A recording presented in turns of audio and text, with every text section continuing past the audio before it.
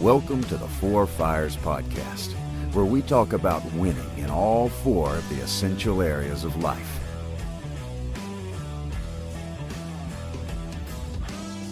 Welcome back to the Four Fires Podcast. If you enjoy listening to this podcast, please go down and leave us a 5-star rating and share this episode with a friend. It really helps us get all of this Four Fires content to more men so that we can accomplish our mission of building an army of four-dimensional men. Thanks so much. Live intentionally, and I hope you enjoy the show. All right, guys, welcome back again to the Four Fires Podcast. I'm recording another one here with my friend Charlie Metcalf, and Charlie has actually led a Four Fires small group. He's participated in some of our Four Fires events that we've done, and he's doing a lot of work, even with lead advisors, to help develop four-dimensional individuals and help people live exceptional lives in every area. So, Charlie, again, why don't you give us a little intro again of who you are, where you live, your family, and what you do for a living. Of course. So my name is Charlie Metcalf. I live here in LaGrange, Georgia, where this wonderful podcast studio is at. I've got a fantastic wife of coming up on 25 years and 3 children. So 2 of those are in college, and one is going to be a sophomore in high school. And I pastor here in LaGrange and also do some coaching and consulting and teaching for lead advisors. Sweet. So, you started a Four Fires small group in January of this year, right? Yes. Okay. Tell me why. All right. So if you know my personality style, I'm a high C. I like to do a lot of planning. And so usually when we do new events at the church, it's planned out months in advance, and then like, hey, here's the timeline, and this is where we're going to start advertising it to the church, and then we're going to do this, and then we're going to put this in the bulletin, and and this was like, I had another family in the church heard about like broken marriage type of stuff, and I was like, man, I am so sick of like Satan having his way with men, and so I wanted to do something kind of proactive and say, this is something we're doing to be proactive in making men better, and that people fire with their wives, with their kids. And, I was excited when the curriculum came out. So the Four Fires philosophy book is fantastic. It's short, it's quick, it's great, it's accessible. You can pass it out to friends. But like when this came out, I'm like, okay, now I can take that philosophy and bring it into the church because it's got the biblical backing on it, and we can go through and kind of dig into in a deeper way. And so, to me, the Four Fires framework is fantastic in that it allows you to go so quick and deep with men. So a lot of times we spend 15 minutes shooting the breeze about how terrible the Braves are doing this year, or Falcons football or whatever, and like to get into like, hey, how are things going with your wife? It takes so long, and then it's like personal and sometimes awkward, or how's your relationship with God? Versus within the Four Fires, you're just like, how's the people fire? Well, this is, we went on a date night. I got to hang out with the kids. We did this, how's the purpose fire? Well, I feel like I'm doing good. I'm spending some quiet time with God. It's impacted my work life and my professional life. So it gives a framework and a point of reference where we're able to discuss important, deep issues in the lives of men that we're hesitant to kind of, be protective and have pride up around and not let people in there. So, when the curriculum came out, I was like, hey, that's awesome. I want to do it. And then I think as far as like planning, we had 2 Sundays. So I like came in, hey, we're doing this. And we did it the following Sunday. So it was only 2 Sunday announcements. Yeah. It was like Sunday announcement, hey, next Sunday we're doing this. And then this Sunday I was like, hey, we're starting it tonight. You could still plug in. I've got books here for everybody. Come hang out with us. The other thing is like to have, was it 8 sessions? Mm-hmm. And it was like, you're not committing for 52 weeks and like, oh, I'm plugging in. It's going to be free. Like, no, guys, this is really specific. It's really intentional for men in these 4 areas, and it's only 8 weeks. So plug in, be proactive, be intentional with your life, do something. I hope you're enjoying this episode of the Four Fires Podcast, but I want to take just a second to tell you about the next Four Fires tribe gathering that's happening near LaGrange, Georgia. Throughout the year, the Four Fires does different events to bring people together, allow them to meet each other, and to be able to share the Four Fires with more men. So the purpose for this event is to have a good time, hear some stories, meet some guys that are living a four-dimensional life, or introduce guys to the Four Fires. We're going to eat great food, play some fun games, and light a bonfire at the end of the night. And who doesn't like a good bonfire? So if you live within a few hours of LaGrange, Georgia, I really encourage you to visit our website, click on the events tab, and go read all the details and RSVP for the Four Fires Tribe Gathering coming up on May 17th. I hope to see you there. Yeah. And my experience, most churches have 12-week small group semesters, I guess, like spring and fall. So it's really not even a full semester with 8 sessions. Well, and to me, even after we got done with the 8, guys were like, hey, can we meet again? Can we come back on a monthly basis instead of doing it on a weekly basis and just dive into any of these fires? So it's been fantastic. And when we threw that announcement out there, like I had no idea. I was how like, many people would come? I was yeah. like, if we get 3 guys, we get 3 guys, whatever. So how many did show up? We had a core group of about 11. So it Nice. worked out really, like you think about Jesus and 12 disciples or whatever. Yeah. We're kind of close to that. Yeah. But to see some of again, multiple ages, multiple places in their career, and that was so beneficial.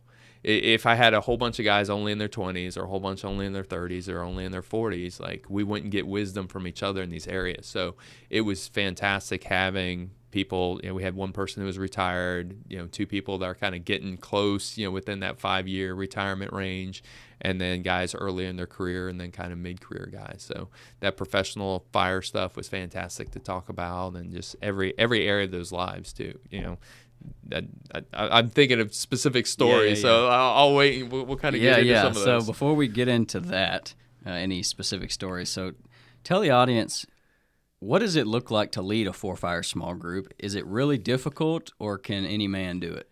Any man could do it. I don't want to sell it as like the easiest thing in the world, but it's pretty prepackaged and easy. I mean, there's a video session that you're like, hey.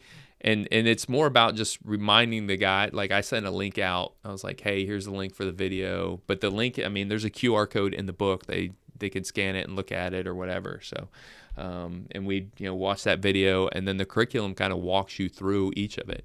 And if anything, we had more to talk about than time that we had scheduled. So it wasn't like we're sitting there twiddling our thumbs like, okay, what do we want to talk about now? But by the time you work through the questions with the group, it was like, we're running out of time. Yeah, how much time do you think do you guys normally have? I was aiming for an hour and a half, and I think we only had one session that wasn't in it. Like everything was like 2 hours type deal. So I mean, it was a little bit over. And I don't know ideal group size, if it would have been better. Yeah, 11 guys versus a group of 5 guys is like, that's double the amount of time. Yeah. If you want everybody to have the floor for a minute.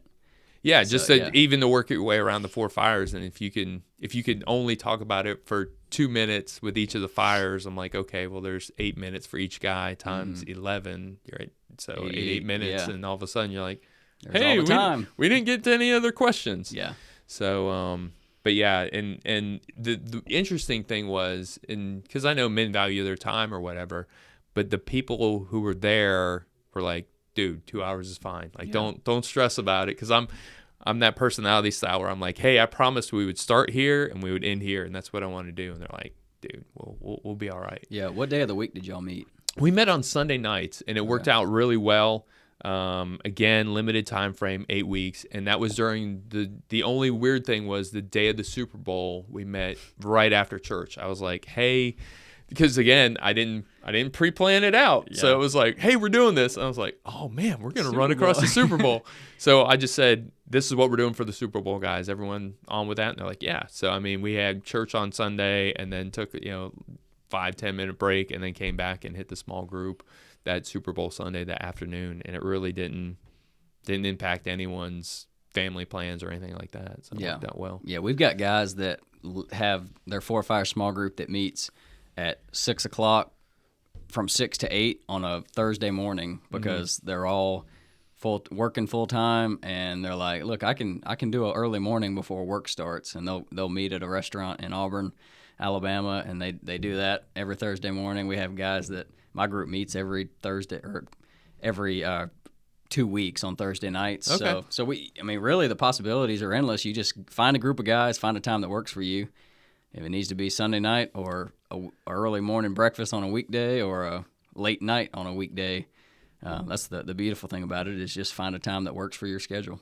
Yeah, and it'd be beneficial to go through it with 2 or 3 guys or 5 guys or like the for us, like I said, the group was a little bit large, but it still worked out well. Yeah. I would say that's getting borderline about as big as I would want a group to be. Yeah. It's almost turning not so much into a small group, but a large group. So just anybody out there who's thinking about starting a group, I would say try to keep it probably somewhere between 3 and 10. I don't know, somewhere in that window. Well, and you want to be able to go deeper too, which I think it's designed to do, to really dig into each of those areas of our lives. And if you've got 15, 20 guys, like it's just not going to happen. Like much better to split it up. Yeah, split into 2 groups and be able to have those deeper, more authentic conversations. So on that note, why don't you tell me a story that came out of your Four Fires small group, something praiseworthy. What came out of it? Hey guys, it's Jeff. Thanks for watching this episode of the Four Fires podcast. If you're interested in becoming more four-dimensional, the best way, hands down, for you to do that is to start a Four Fires small group. Real life change always happens when we build authentic community and we're challenging each other, just like the Bible says, as iron sharpens iron, so one man sharpens another. If you want encouragement, if you want accountability, if you want deeper friendships with some men in your life, a Four Fires small group is your next step. Visit our website to see more information, watch the Session 1 video to see if it really resonates with you and if it's something that you want to lead a group of men through. Fill out the application, and I would love to talk with you and provide you and the men in your group with all of the resources and the tools that you need to be equipped and empowered to start this small group and to become the four-dimensional man that God created you to be. I look forward to hearing from you, and until then, let's get back to the episode. I mean, there was a bunch of praiseworthy stuff. So, I mean, to see the excitement around it to begin with, because I go in thinking, I see a marriage in trouble of one family of many in the churches that I'm even aware of. So a lot of times I'm not even aware of it, but here I was made aware of it.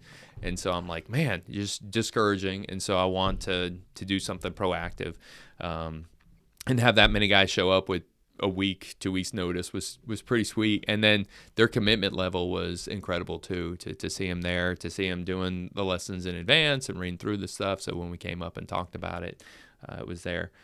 But I mean, I could go through and talk about the physical fire and a guy dropping 35 pounds and, in 8 weeks. It's been a journey for him, and so I think that's on the back end now total. Okay. That the praise is this: it wasn't just for 8 weeks. Like that process started during the 8 weeks, but like we continue to check in on one another, and he's like, "Hey man, I'm down this much now," and I'm like, "Dude, it's pretty sweet." So this is, I mean, January to here we are at the beginning of May, and to see that, and then for him too, it was numbers from his doctor, as far as like cholesterol numbers and all that other stuff. So they were wanting to put him on meds, and he was like, "I don't want to go down.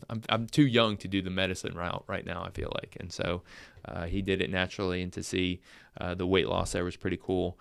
Another thing that was interesting for me as a pastor is just like I guess I take for granted everyone's purpose fire and their intentional time with God, and so like to hear a lot of them say, "This is my weakest area," I'm like, "Oh, okay," and so like all right, like what more can I do to help equip you guys in this area? Because for me, not that it comes naturally, but like just decades. Well, it comes with the job too. Like it comes with the job, and it comes with decades of experience of doing it and connecting with God in normal ways, and just I'm like, hey, it's a discipline that's built over time, and it's more natural now. And so to be able to talk about that and to see that and to have guys come out on the end of 8 weeks and feel like, hey, I've grown a couple points in this area, and you're like, man, that's pretty awesome, to hear the relationship with God. And then the other big one for me was the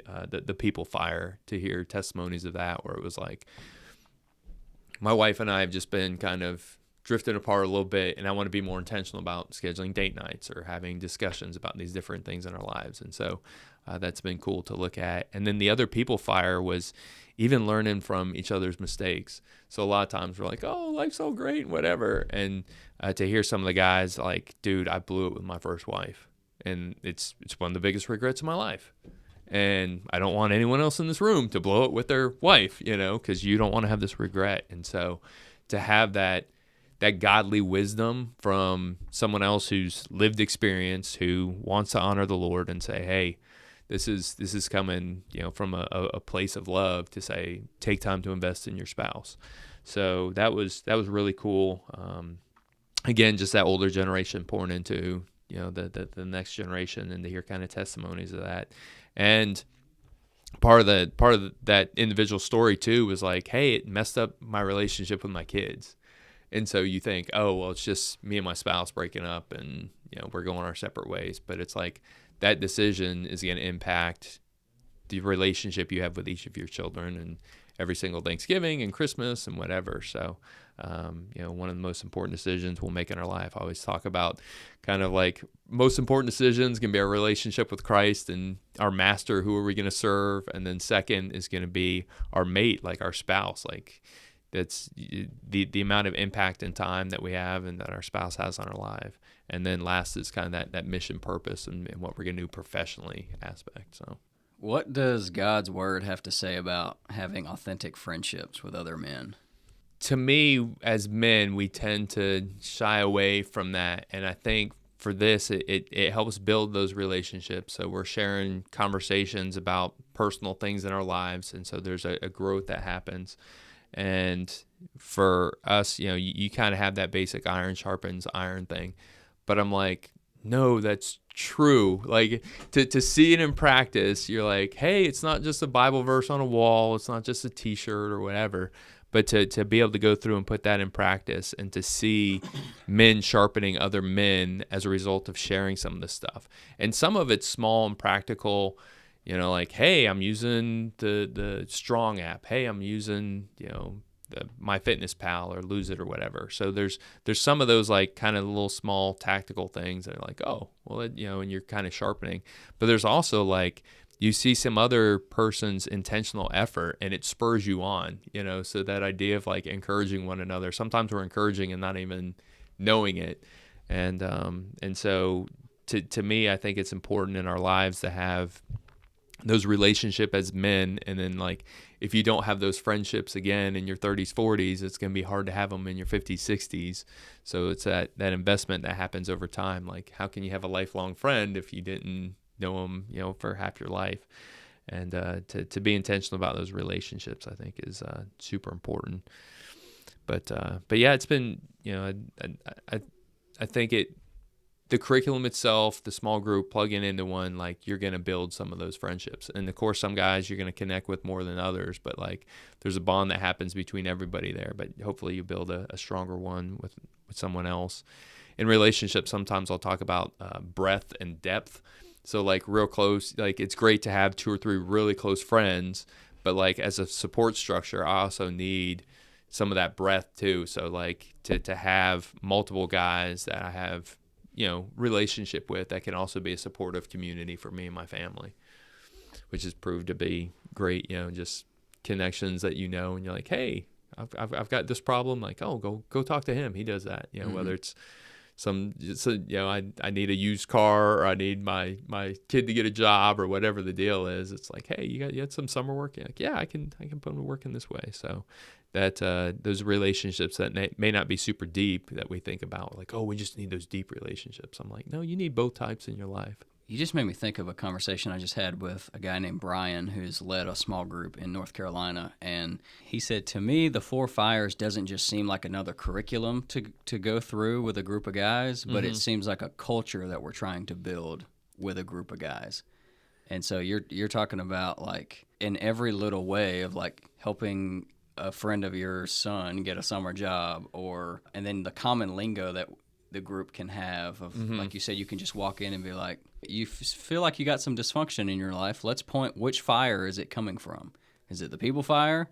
Is it the Purpose Fire? And so do you agree with that it's not necessarily just a cool curriculum, but it can help develop a culture within a group of men?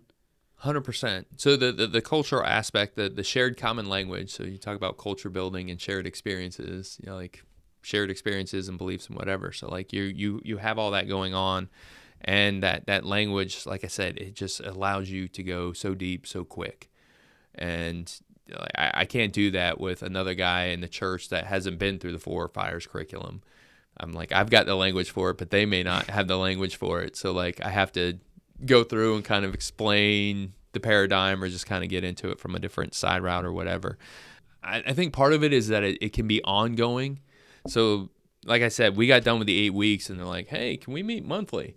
And I'm like, yeah, we'll do whatever. And we could split up into smaller fire circles or whatever. So I think you could go through and do it indefinitely, that you could probably go through multiple times with the same exact curriculum and different levels, because as your life stages are evolving, like those fires are going to change and look different, and then you're going to have different people in the group going through different things. I mean, we had one, another guy was in the process of a divorce, and so we get in that people fire, and he's like, dude, my life's a train wreck right now, so I'm not going to give any advice. I'm just sit here and listen to you guys and look at the future that way. So but to say, yeah, I think it's more of a cultural that you're building, and hopefully, for me, I'm like, I want to take more men in our church through it because it was beneficial for these guys. I think it'd be beneficial for every guy in the church.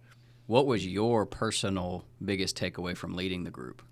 I guess encouragement of one another. Thank you for tuning in to the Four Fires podcast. I want to take just a second to let you know about one of the resources that the Four Fires tribe offers to help you take control of your life, take ownership, and build some authentic community to become more four-dimensional. It's called the 30-Day Ruck. It's a 30-day challenge to live four-dimensionally. You commit to weekly tasks, abstaining from a few things, and having a Zoom call with your facilitator, that's me, and the other men that are going through the ruck with you. It's a great way to encourage each other, meet some new guys that are trying to live four-dimensionally, and really hold ourselves accountable and commit to something and then keep our commitment to ourselves, to becoming a four-dimensional man. Visit our website, fourfires.com, to see more about the 30-Day Ruck and how you can sign up and reserve your spot today. Thanks, and let's get back to the episode. I didn't know what to expect, so maybe I had low expectations going in, so that was a good thing to have.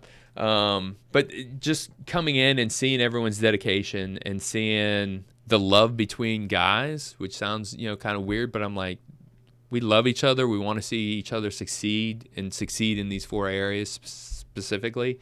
And as we go through, one person would have something to help out another person. Like, I really struggle with this. And like, well, have you ever tried this? So as men, we tend to be fixers.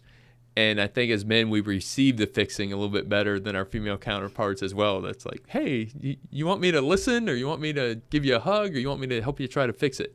And so for men, I'm like, dude, if you've got something that can help me with this, then let me know, because I'm struggling. And that's what it was like. It was amazing kind of sitting back in the room and having one guy go through and talk about struggling with something, and someone else kind of speak up and be like, hey, have you ever thought about it in this way? Have you ever tried this? And so I felt like it was awesome because they're getting that guidance from other people. It's not just one way, like, hey, I've got all the answers in the curriculum and I'm shoving it down everyone else's throat and this is the way to do it. But they're really encouraging one another. And so for me to kind of sit back and as a pastor to see that among a group of men was pretty awesome. Yeah, that's one of the things that I make sure in our small group leader guide or our fire circle leader guide that there's a section at the front of the book that just has a note to the leader, and it says, be very careful that just because you're leading this group, don't come in and be what I call in quotes, Mr. Perfect. Yeah. You're not there leading the group because you've got all the answers and you've got it figured out. That is a very quick way to kill engagement and authenticity from the group. So yeah, you alienate your audience before you even get started. Yeah, you definitely don't want to do that. If you're the guy who's going to start the group, you're simply facilitating the conversation and you're there to like make sure it happens. Hey guys, we're going to meet at this time on this date. Show up. So you're there to lead and get it going, but you're not there to be the guy with all the answers. So I like what you said about you were able to just actually sit back and see. So what I heard was that maybe one of your biggest takeaways was actually the encouragement of like, wow, I got a bunch of guys together and they're having quality conversations because I took one step to invite them and plan this thing. And I'm confident that they could do it without me. Yeah. So when you talk about can anyone lead a small group or whatever, I'm like, yeah, because you're just being a facilitator, really. Like this is the time and place that we're meeting, and I'm gonna lead the questions, but you guys are answering them, and you're helping each other. So, there's a lot of confidence there for me to be like, if we start 4 of these, I don't have to go to all 4 of them. I go to one, and I've got other people doing the other ones. Yeah. And there's awesome God stories in those other ones that I'm not involved in. Yeah. Not like I have to put my finger in everyone's thing. Let me figure out what's going on over here and over here. Like, no, God's got it under control. Let the curriculum do its work. Yeah. You kind of already answered this one, but do you see yourself leading more for fire small groups? Yeah, definitely. I mean, I'm excited to get back together with these guys again and kind of do reunion ones or whatever. But I'm also like, hey, I want to take more men through it. And I want to equip other men to take more men through it. Like, I don't have to lead every group. I can put someone else in charge of that. So what would you say to a man who feels like leading a 4-Fire small group, but doubt and shame are keeping them from taking that next step? Yeah, I'd probably quote, like, there's no condemnation for those in Christ Jesus. Like, hey, none of us are perfect. We go before God, we confess our sins, and we, receive his forgiveness that's provided there for us. And then we do what he's called us to do. And so, like, if you're letting that prevent you from your calling, like, hey, I've got this burden on my heart to be able to lead men, but I've screwed up in this area of my life or this area of my life, I'm like, you've got to get beyond yourself and say, I've been forgiven, I'm moving on, and this is what God's called me to do. And I've seen guys do that in the past, and it's been awesome. That they've got stuff in their life, including arrest and whatever, and you're like, I've been in jail, I got arrested for so and so, and it's like, it's in my past, and this is something that God's called me to do, and I want to be able to lead other men in this way. So. It's beautiful to see what God can do with someone who's willing. His requirement isn't intelligence. It isn't perfection. It's willingness. Like, are you going to be obedient? I've called you to do this. What other excuses are you going to offer me? And so, you go through and think in scripture and like, oh, I'm not a good speaker. I'm not this. And it's like, hey man, get over it. Like, get the job done. So. Yeah. I think that we're most qualified to help the person that we used to be, or if you've come through some sort of trouble or trial or heartache, you're most qualified to help maybe somebody who is going through that. Yeah. So if you're going to go lead a group, but you feel like I can't lead a group because I've been divorced, or I am overweight right now, but I'm working on it, but you feel like you can't lead the group until you get in shape, that couldn't be further from the truth. And you're never going to do it. Like, because we're never going to be straight 10s in all these. We're never going to, the perfection's not coming. So just an excuse to be like, oh, I got to get this in. That's right. I think that one of the best ways to have influence in leading a group of men is to say, be totally vulnerable and lay it out on the table. I'm not where I want to be in all 4 of my fires, but here's my workout plan. You want to do it with me? Here's what I'm doing on a weekly and a monthly and a quarterly basis with my wife and my kids, and here's what I do to connect with God every day. But if you're just vulnerable and you lay out what you're doing instead of like preaching at people of like, you need to do all these things, just tell your story.